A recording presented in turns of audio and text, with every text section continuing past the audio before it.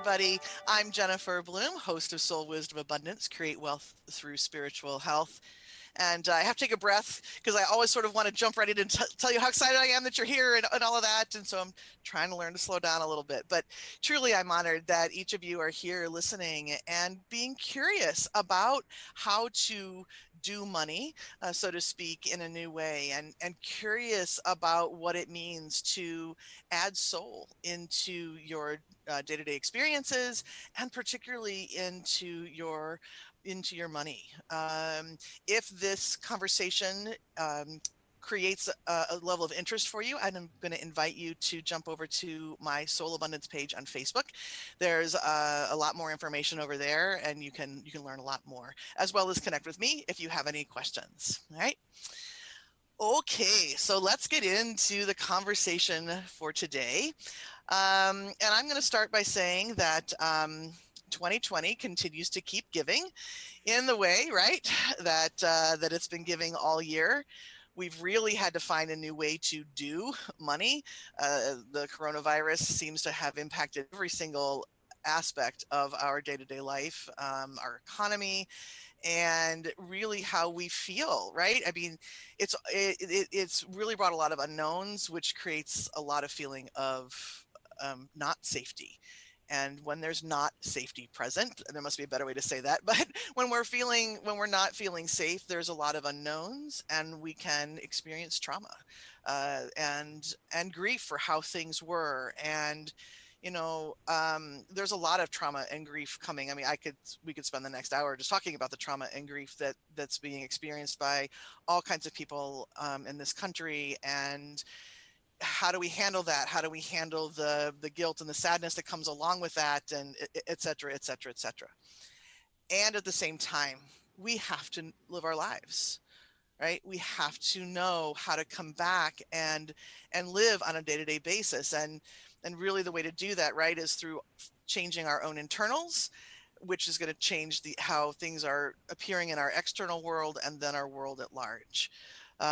So I have a very special guest here today who really understands trauma and grief at a visceral level. And not just that, but how to come back and how to integrate that experience into your new way of living. So I want to welcome you, Alison. This is Alison Pena. So welcome. I'm Thank you. so delighted to have you here. Thank you so much. Yeah. So let me tell the world a little bit about you, right? You are an author, you're a speaker, you're a consultant, you're New York City based.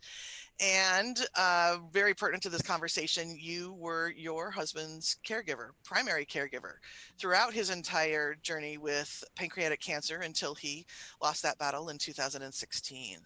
And you have gone on in a very courageous way to really reinvent who you are as a widow, to re-engage, to rebuild, to not just block things out, but to take that experience and learn how to bring it into every day. So again, so many wonderful ways that we could take our conversation today. Yeah. Yes. And all right. So the other piece that I want to add to the introduction, we talked about this. One of the ways that I really like to get to know people and to get to know myself is through the lens of a paradigm called soul language.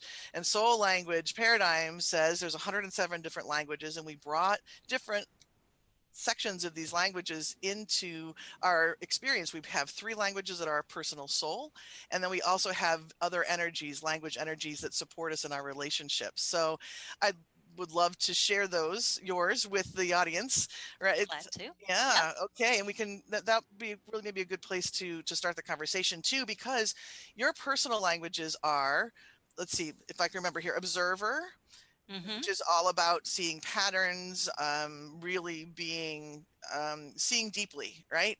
Nurturer, which is all about really understanding, again, at that visceral level, the giving, the supporting of others, but also then being able to receive. Yep. And then connoisseur, which is all about self-acceptance. Mm-hmm. right? So, when you think about those, and of course, then there's languages that support your business, there's languages that support money, but let's just stay with those personal languages because I think they really speak to you as a person and who you Yes, are stepping into this journey. absolutely. So it is in my nature, and this speaks to observer, to look at myself and to really deconstruct what's working and what's not working and how to fix it. And so that's really what happened after I became a widow. My husband literally died in my arms at home in 2016 after an 11-month battle with pancreatic cancer. And I was with him 25 years. Yeah. So close to half my life. And suddenly, the world that I had imagined was gone, dusted on his last 4 breaths, gone. And I was not who I had been. My future was not what it had been. And what I discovered was that there were not resources for me where I was right there in the raw. Yeah.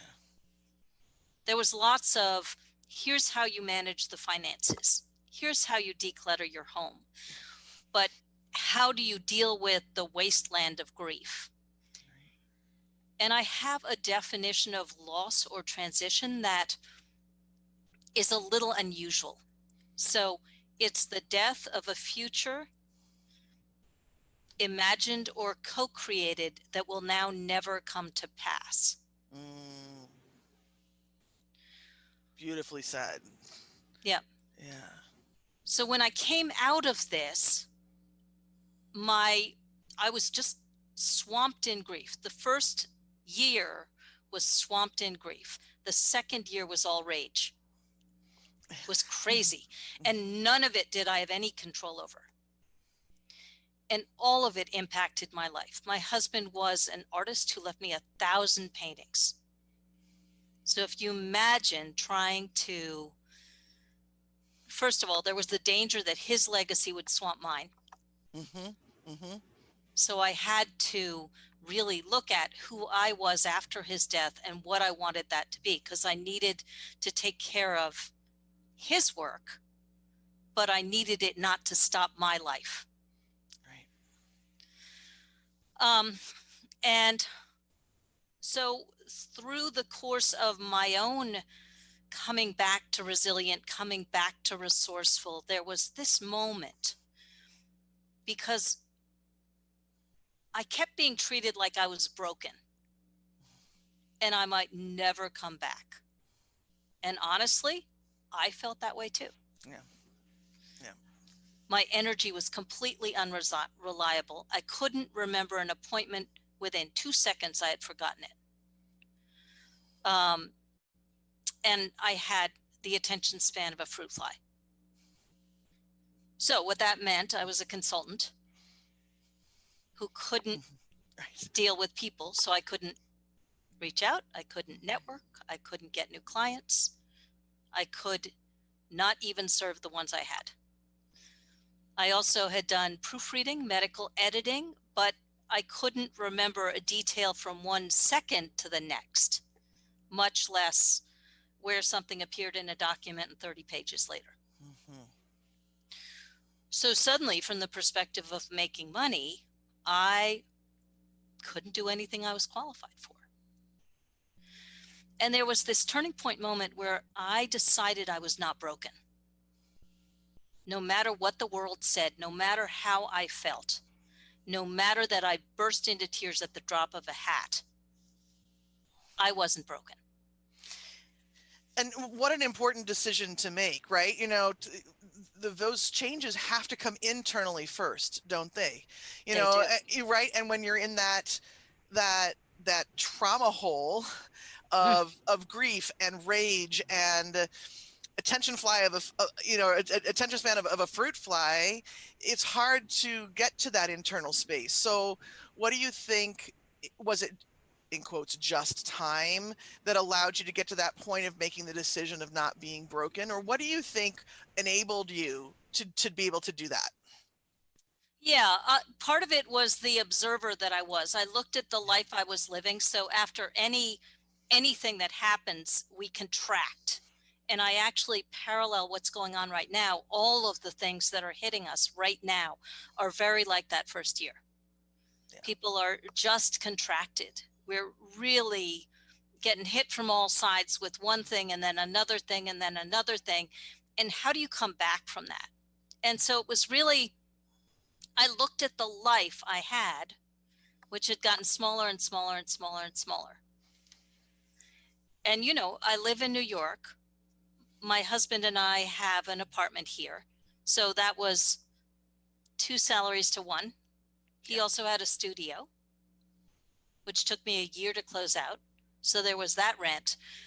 So I needed to start pushing out on the life that I had.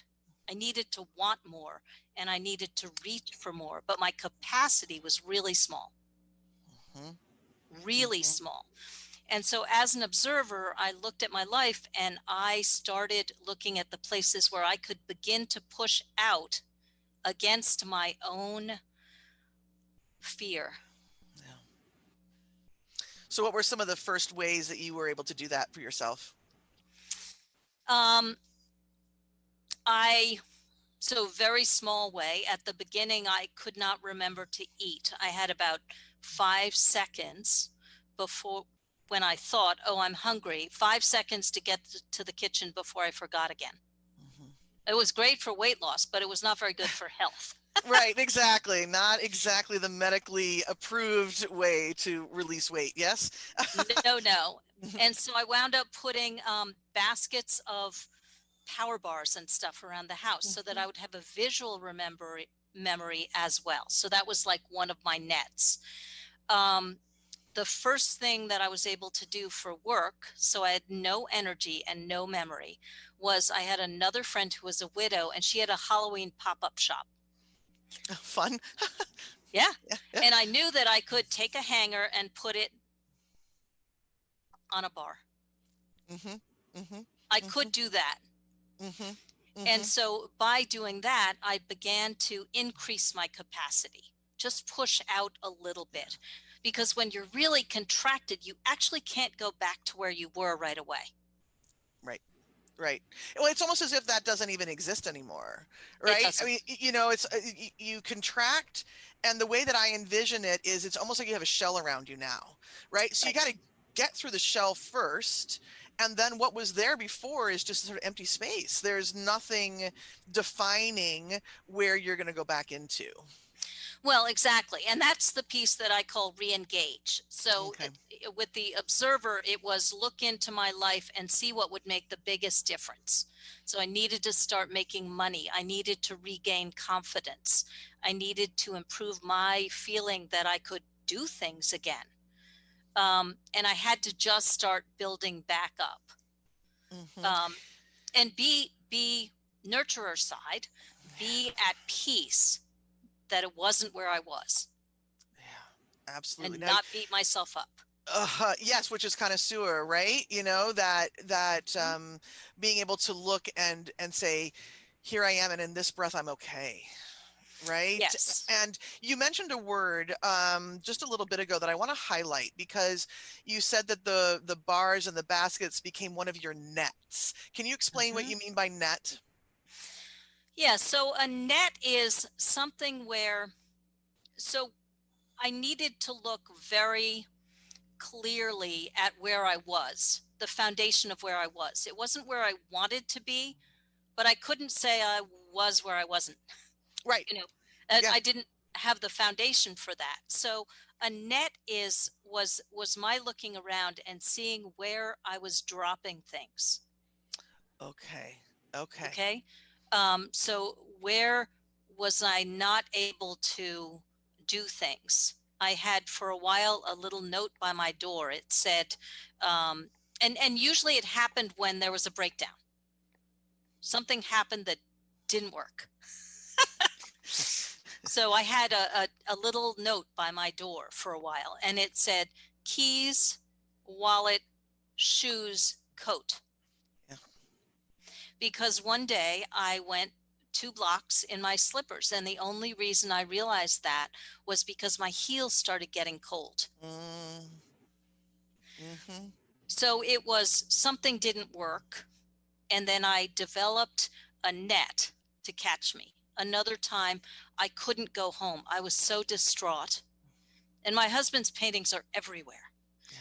I couldn't go home. And so I just took myself out to dinner. I went to the movie. Eventually I could go home. But then I realized I needed people that I could just go to and sit on their couch and have them give me tea and go about their lives, but that would hold me when I was not good.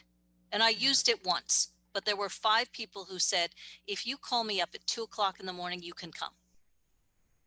So important to have those people in our lives, isn't it?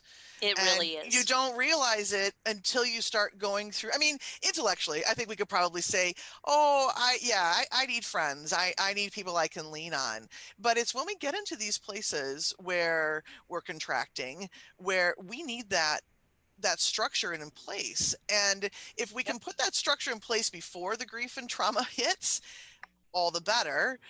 But most of us don't take the time necessarily to do that, right? Because you're dipping along, you got your life, and there's plenty of things to do, right? Money to make, bills to pay, and we just forget that that some things are precarious. And 2020 again has shown us how precarious things really can be. Yeah. So So just one more thing on the nets. It was really beautiful. important. Every time I observed a gap in my own security, safety, Mhm. um, I built the net. Because if I let too much time pass, it wasn't going to happen. Right, that the need for it, right, the push for it is going to evaporate, right? Yes, And then all of exactly. a sudden you're back in your slippers to 2 blocks down the street and feeling cold, Yeah. right? And life happens. So you get swept up and then you forget. Yeah, yeah. Well, I really am intrigued by this idea of nets. And the thing that we're going to need to go to break here in just a moment. But what I really want to talk about when we come back, Allison, is, the way that you're relaying this is very matter of fact. And I know that, of course, in the moment, it wasn't necessarily a matter of fact, but at the same time, it really shows a love for yourself. Right? Instead of beating yourself up about the fact that you went out in your slippers, what did you do? You created a net. And that's a lot of self love that we don't always have for ourselves. So that's where I want us to pick back up when we come back. Okay. Awesome. Uh, Fantastic. All right. So you are listening to Soul Wisdom Abundance. I am Jennifer Bloom here with my guest, Alison Pena, and we will be back in just a few moments.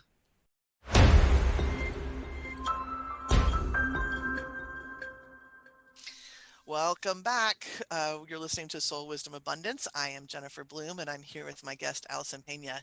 And before we dive back into the conversation, we know where we're going, but I'd really love for you to share with the listeners how they can learn more about you and learn more about what you're doing in the world.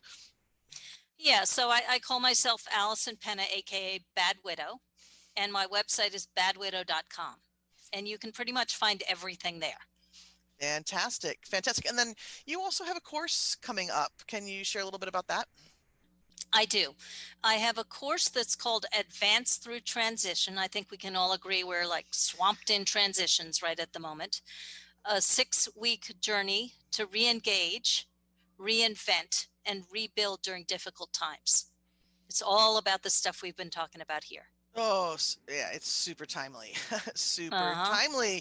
And I think that it's important for people to know, look, we're going through periods of trauma and grief and the emotions that you spoke about at the very beginning.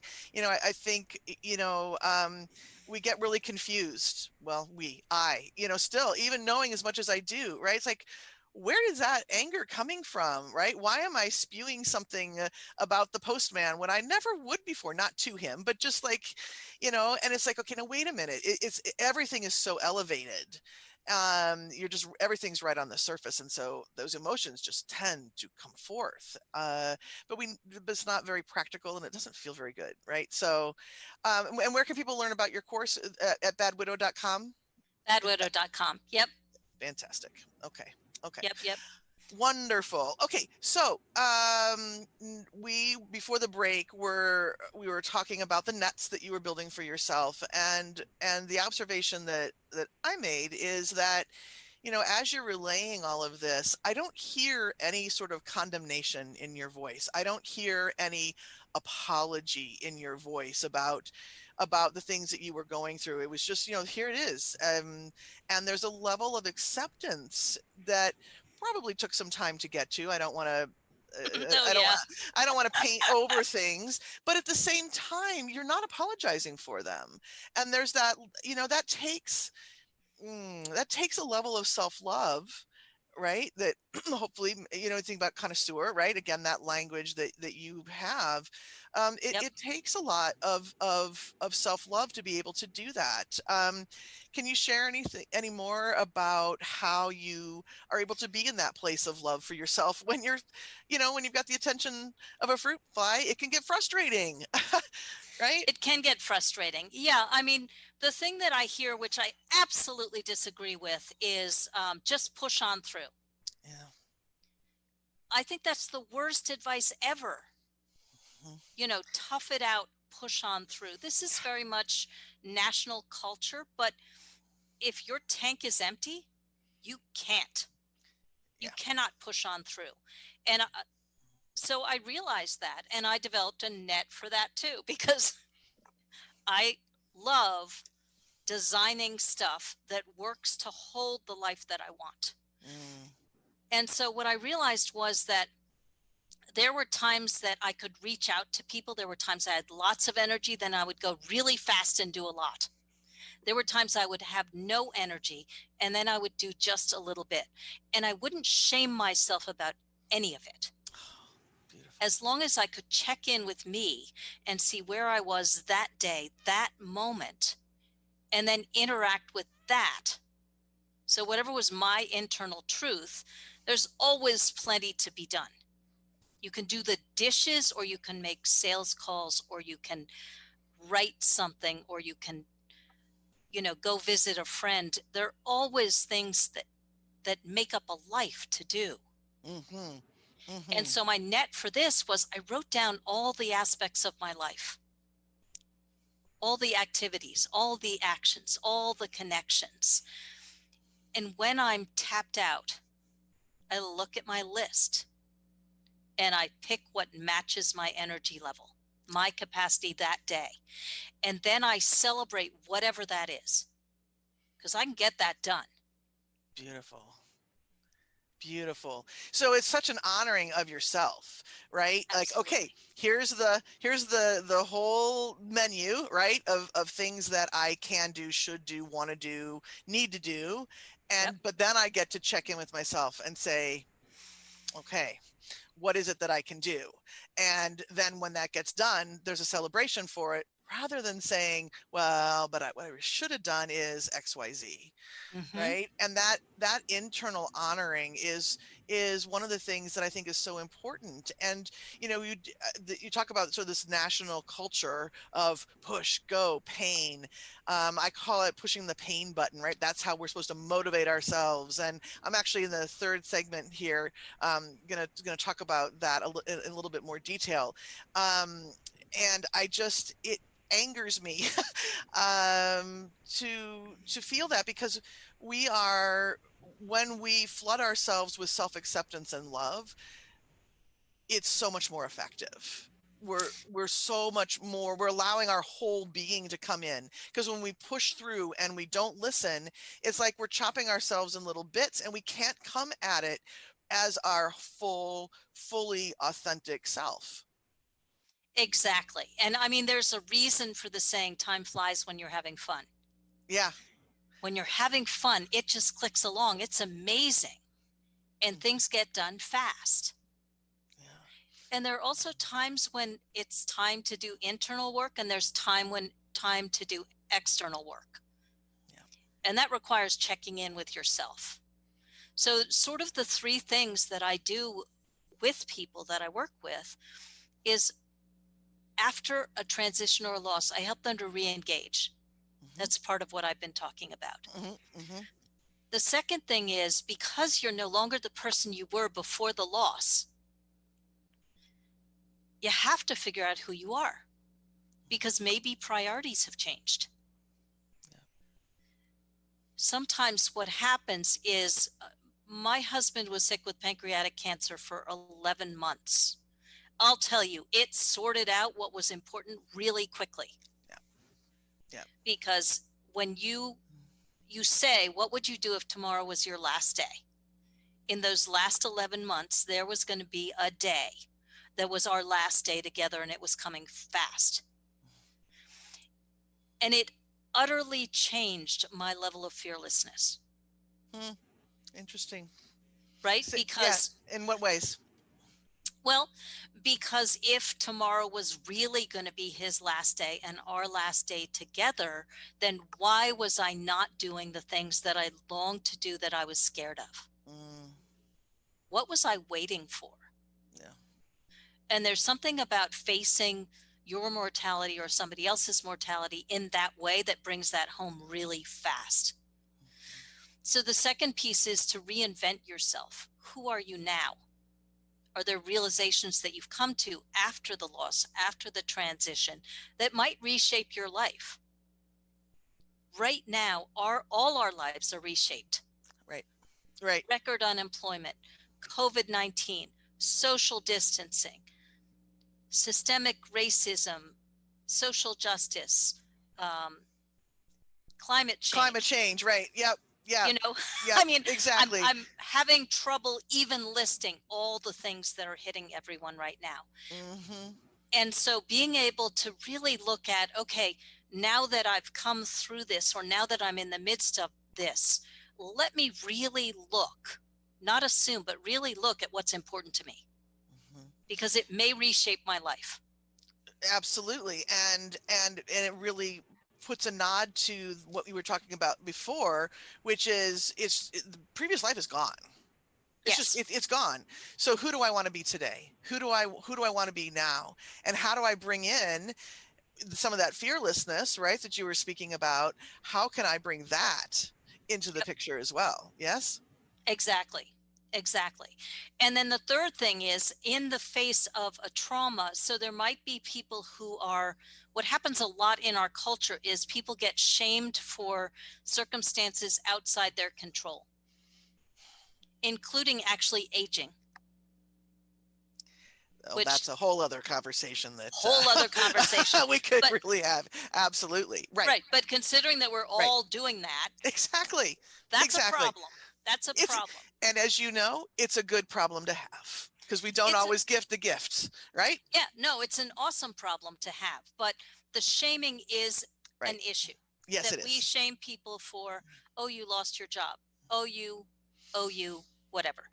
And so the third piece is about rebuilding. We exist in networks. We think of them only in terms of business. Are you getting enough business referrals? In fact, we exist in a web of networks in all aspects of our lives. Do you have someone to go have lunch with? Do you have someone who likes to exercise in the way that you like to exercise? Do you have friends to meditate with? Do you have a book group? Do you have, and do you have business networks?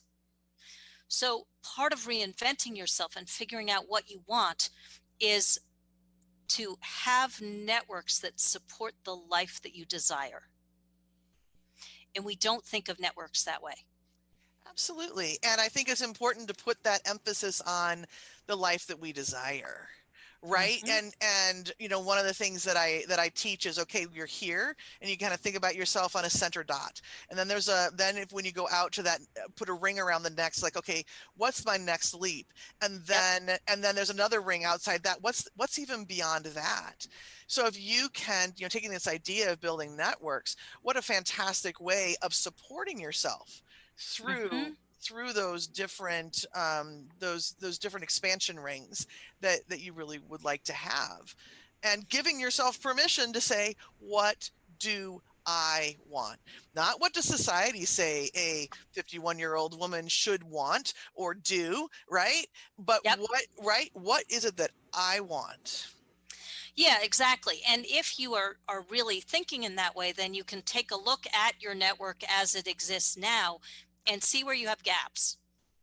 So this is back to nets. Where do you have gaps in support in the areas that you want support in? Not what everybody says. What do you say? And then once you know that, then you can build out, and you can do it for the present and for the future. So for example, if you know you're going to want to scale your business and you're going to need funding, are you putting someone in your network right now who'll be able to provide that easily? Mm. Because ultimately we can create networks that support us wholly for everything we desire. And one of the magical things that I discovered is that if you ask for what you want with clarity, such clarity that the other person can't get it wrong, and they can deliver without too much of a stretch for themselves, they will do it about 80% of the time. Hmm. So can you give me an example of what a really clear ask would be? Well, I'll give you a funny example. Sure. The hardest thing was to open to love again. Mm. But I knew I did not want to live alone. I'm about halfway through my life. And so I went on Bumble, and I decided that I was entitled to a second epic love affair in my life. Yeah. And so I wrote my profile description in Bumble to describe clearly exactly who I was, so that the people who wanted who I was would find me. Beautiful. And then I looked at the results. If I wasn't getting the kind of people I wanted, I changed the profile. Mm-hmm. And the epic love affair piece was really important, because if you want something really big, it has to be big enough to get you through the fear. Fear, grief, anger. Has to be big. It has to be that big, or you're not going to make it. Because it was rough. I mean, it felt like the biggest betrayal of my husband to want to love and be loved again. But I was also unwilling to go without it. So I had to make the end goal big enough that I would make my way through it. Just finding somebody to hang out with wasn't enough. It was that deep desire of that epic love story. Exactly. But it started where I could start. It started with, these are the kinds of things I like to do, and I'm looking for men who want to do them with me, because that's all I could do. Mm-hmm. Mm-hmm. It took 6 months, approximately 6 months, before I could be kissed without having a panic attack. Yeah. Yeah. So this was not an easy passage, but I had to make the end goal worth it. And I think that's true for anything, especially the stuff we're scared of. Like, what do you really want with all your heart? Right. And how big do you have to make it to be willing to go through what you're going to have to go through to get there? Mm-hmm. Which is one of the reasons why I love adding soul to everything. Right? Mm-hmm. Because when you ask those big questions of your soul, you get really big answers.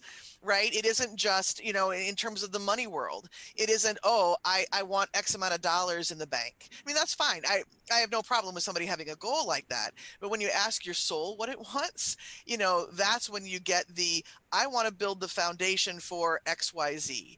I want to live in another country and learn another culture. I want to I want to feel like every experience is the most sumptuous experience I've ever had, right? That's the soul talking. And those are goals where you're willing to do what it takes, right? To be Yes. able to move through. And I would say that an epic love affair is a desire of the soul. Your Yeah, soul. and my money, so my big money goal is since I was 6 years old, I have wanted to be a multimillionaire philanthropist. Love it.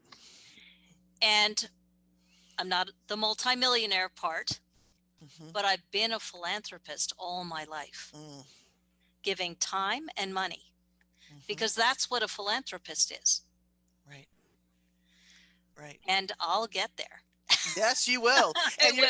you will. And one of your money languages is troubadour. So the more you talk about it, the more you are literally using that vibration to bring it into form.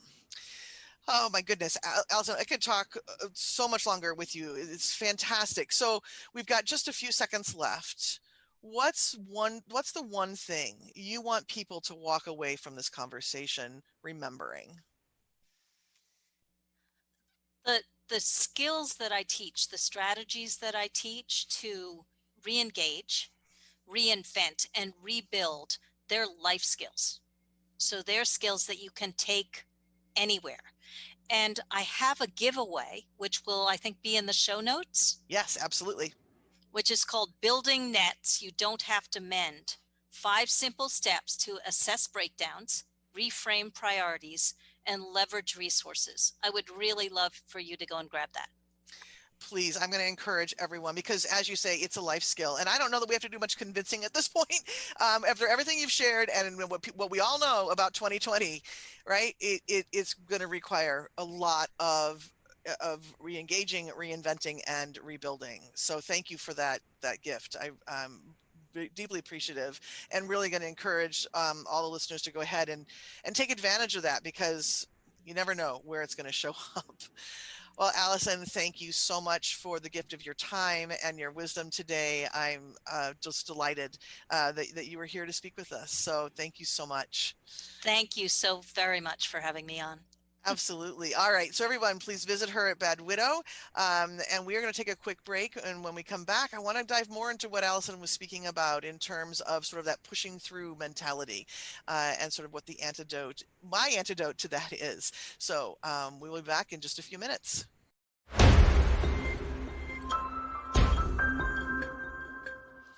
Welcome back to Soul Wisdom Abundance. I'm Jennifer Bloom, your host, and we've just been enjoying a really fascinating conversation with Alison Pena and talking about grief and trauma and how you, in her words, re-engage, reinvent, and rebuild. And there's so much going on in the world around us. There's a lot of trauma, a lot of grief poking up. And of course, money is another area where we can have a lot of trauma and grief, whether that trauma and grief is present moment, or even if the trauma happened years ago, or the grief around money happened years ago, or whether the trauma and grief is that things are changing and you're not sure what your bank account is going to look like, or your revenue, the way that money is coming in through you or in through your family is changing because of the way that the pandemic has impacted us, or well, any number of things, right, can create that pain and trauma around money. And I'm so glad that Alison brought up this point about how our culture is all about just pushing through, right? Don't deal with the emotions, don't deal with anything else, just keep moving. And we've really internalized that as a culture, so that it isn't just society telling you to move on, right? I mean, when there's a death in the family, there's people around all the time at the beginning, right? And then, you get 3 weeks, 4 weeks, 5 weeks in, and everybody else goes back to their regular lives and sort of expect you to as well. Or if you have something happen, like if you lose your job, or if the market tanks and the stocks crash and you were expecting to retire in the next couple of years, right? Money all of a sudden is not there, and you're continuing to experience the grief and the trauma, but the world around you is sort of saying, move on, get over it. And we internalize that, and we do something which I've started recently calling pushing the pain button. Right? We say if we need to do something different in order to motivate ourselves, we push that pain button, like, you're not doing enough. You should be stronger than this. This shouldn't bother you. You should focus on what's good, not what's bad. No pain, no gain. Right? There's all of these different conversations we have within ourselves that is about pushing the pain button. And I use the word motivation very carefully and very and on purpose, because motivation is really about pushing ourselves forward, finding a way to motivate, um to again, to push forward with what we want. On the flip side of motivation is inspiration. Inspiration is using something to pull yourself forward, right? To let yourself literally be drawn forward towards something. And it's so much easier when you've got something pulling you forward. There's a lot less effort, there's a lot more ease, and in general, there's a lot more joy. But instead, what we do, right? We push the pain button, motivation, do, action, action, action. And this is really limiting. It isn't even just that it hurts, because it hurts when you talk negatively to yourself, right? When we're using that kind of language, there's your body really senses it as a danger zone, and things in your body shut down and contract, right? Alison, at the beginning of the conversation, talking about grief and trauma as contracting, but we are providing these small little traumas within ourselves all the time when we use that pain button. So we shut down.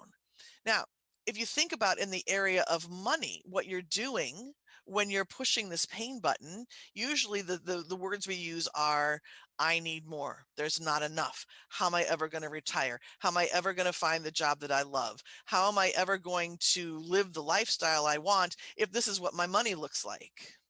Right? So there's this constant pushing, this constant yelling at ourselves, this constant putting ourselves down when we push the pain button around money. Now, when we're creating those little traumas around money, what are we telling the universe? When we are in that space of trauma and that space of not enough, that's what we are vibrating. That's our frequency. That's our communication to the universe. That's our communication out to the other part of our money relation, all the other aspects of our money relationship, right? We've got the money, we've got the divine, we've got us. And we're here at the head of the table leading our relationship saying, it's not enough, it's not enough, it's not enough. But because we live in an attraction-based universe, instead of, when we're out there saying not enough, not enough, instead of being gifted with what we want, we are gifted with more not enough. So pushing that pain button ends up spiraling us in the wrong direction. We end up creating more of what we don't have, right? So the alternative to pushing that pain button, the alternative to the pushing forward, is what I've been calling the love button. And maybe it needs a new name. We'll see how that evolves over the next couple of months. But what the love button is all about is about being aware of where we are in a really kind, loving manner. It's not about making excuses. It's not about saying, there, little girl, little boy, you're okay. Don't worry about it. Instead, pushing that love button is allowing yourself to stop to reconnect with your divinity, to say, okay, what's going on around me is all it is a symptom of being disconnected. If there's not enough in my bank account, all that means is I've been disconnected. So instead of enhancing that disconnection by pushing the pain button and yelling at myself, I'm going to push the love button. I'm going to push the reconnect button. I'm going to push the connect with the divine again button. And when I do that, I now have access to a tremendous number of resources that I could never have had at my disposal if I was pushing the pain button, right? Because when we push the pain button, we're putting the blinders on and we're saying, you do it, you human, you do this. And when we push the love button, we're saying, I am whole and complete. I have all of the um, I have all of the resources of source. I have access to every single unlimited resource that's out there. Okay. So my invitation to you is to maybe do a little bit of journaling, to do a little bit of thinking about what you do when you get into a place of grief or trauma, and allow yourself to just notice, am I pushing the pain button or am I pushing the love button? And if you are in the habit of pushing the pain button, I'm going to invite you to stop and reconnect, connect to your soul in whatever way feels right to you. And you can, if you know your soul languages, connecting with your personal soul language team or your money language team is going to be able to bring you a lot of information. And when you have that information, now you are able to step into that rebuilding phase, that reinventing phase that Alison was speaking about, with a lot more tools and resources. Okay. And if you want some help doing this, there's a lot of ways that I can help you. Come on over to my Soul Abundance page on Facebook. A lot of ideas there. Come to the website, take the money relationship quiz, or I have a lot of different ways that I can support you individually. All right, so I'm going to invite you to do that. Okay, everyone, this has been a fantastic conversation. Again, please visit Alison Pena at badwidow.com. Visit me at my website at jenniferbloom.com if you want to continue the conversation. And this is you can continue to listen to the different podcasts. I'm here first and third Friday of every month, and next episode is going to be very fun. I'm going to be talking to Barry Tesler all about a body-centered approach to money, which is going to be it's going to be a fascinating conversation. So I invite you to tune in then, and until then, I wish each and every one of you prosperous blessings. Take care, everybody. Bye-bye.